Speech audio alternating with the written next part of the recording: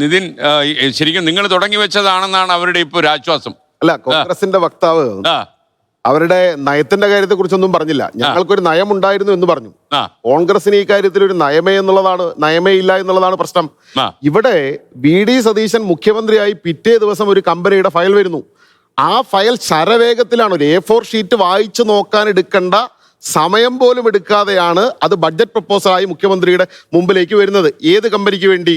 ഈ പറയുന്ന RDT എന്ന് പറയുന്ന റെഡി ടു ഡ്രിങ്ക് ആ സെഗ്മെന്റിൽ വരുന്ന 90% ഇന്ത്യയിൽ അല്ലെങ്കിൽ നമ്മുടെ നാട്ടിൽ രാജ്യത്തിനകത്ത് 90% മാർക്കറ്റ് ഷെയർ ഉള്ള ഒരു കമ്പനിക്ക് വേണ്ടിയാണ് ഈ നികുതി ഇളവ്. അതെന്തിനാണ് എന്നുള്ളതാണ് ചോദ്യം. ഞങ്ങൾക്ക് വീര്യം കുറഞ്ഞ മദ്യത്തിന്റെ കാര്യത്തിൽ ഞാൻ പറഞ്ഞ അവസാനിപ്പിച്ചോട്ടെ. ബിയറിന്റെ കാര്യത്തിലും മദ്യനയത്തെ സംബന്ധിച്ചുമെല്ലാം വളരെ കൃത്യമായ നിലപാട് LDF-നുണ്ട്. ആ നിലപാട് ജനങ്ങളുടെ മുമ്പിൽ അവതരിപ്പിച്ചാണ് LDF എല്ലാ തെരഞ്ഞെടുപ്പുകളിലും വോട്ട് ചോദിച്ചിട്ടുള്ളത്. ജനം നിരാകരിക്കുന്നതും ജനം ഞങ്ങൾ അംഗീകരിച്ചിട്ടുള്ളതും എല്ലാം അതിന്റെ അടിസ്ഥാനത്തിലാണ്. ഇവിടെ UDF എന്ത് പറഞ്ഞുകൊണ്ടാണ് വന്നത്? തെരഞ്ഞെടുപ്പിന് ദിവസങ്ങൾക്ക് മുമ്പ് ഇന്ന് മുഖ്യമന്ത്രിയായ VD സതീശൻ പറഞ്ഞത് ഇതാ വീര്യം കുറഞ്ഞ മദ്യത്തിന്റെ നികുതി ഇളവിന് വേണ്ടി ഇവിടെ ഒരു വലിയ പിന്നാമ്പുറം നടക്കുന്നു, അതിൽ അഴിമതിയുണ്ട് എന്ന് പറഞ്ഞ ആള് മുഖ്യമന്ത്രിയുടെ കസേരയിൽ വന്ന് ഇരുന്ന് മണിക്കൂറുകൾ തികയുന്നതിന് മുമ്പ് അത് നടപ്പിലാക്കുകയാണ്. എന്തിനു വേണ്ടി?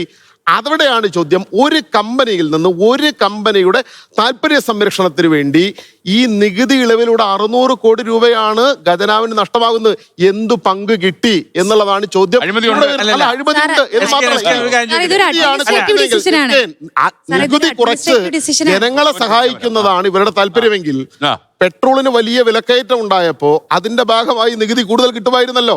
ഊണിലും ഉറക്കത്തിലും പ്രതിപക്ഷ നേതാവായിരുന്ന കാലത്ത് ശ്രീ VD സതീശൻ ചോദിച്ചുകൊണ്ടിരുന്നാണ് എന്തുകൊണ്ട് സർക്കാർ കുറയ്ക്കുന്നില്ല. അപ്പൊ ആകെ സർക്കാരിന് കേരളത്തിൽ ഇടപെടാൻ പറ്റുന്ന 2 മേഖലയുള്ളൂ നികുതിയിൽ. ഒന്ന് പെട്രോളിയം ഉൽപ്പന്നങ്ങളാണ്, മറ്റൊന്ന് മദ്യമാണ്. ആ മദ്യത്തിൽ തനിക്ക് താല്പര്യമുള്ള കമ്പനിക്ക് വേണ്ടി നികുതി ഇളവ് ചെയ്തു കൊടുത്തു. ഇതിൽ അഴിമതിയാണ് പ്രശ്നം. അല്ലാതെ വീര്യം കുറഞ്ഞ മദ്യം വേണോ, ബിയറിന്റെ ഷെയർ എത്രയാണ്, ആൽക്കഹോളിന്റെ പെർസെന്റേജ് എത്രയാണ്, ഇതൊന്നുമല്ല പ്രശ്നം. ഇവിടെ അഴിമതിയാണ് പ്രശ്നം. കേരളത്തിൽ മദ്യം നിരോധിക്കണോ, മദ്യം വേണോ എന്നൊക്കെയുള്ളത് രണ്ടാമത്തെ ഒരു ചോദ്യമാണ്. അത് വേറെ കുറെ കൂടി ഒരു ഉയർന്ന പരിപ്രേക്ഷ്യത്തിൽ ചർച്ച ചെയ്യേണ്ട കാര്യമാണ്. മദ്യം ഇങ്ങനെയാണോ വിൽക്കേണ്ടത്, ഈ രൂപത്തിലാണോ, അത് വേറെ നിലയിലാണ്. ഇവിടെയുള്ള പ്രശ്നം എന്താ?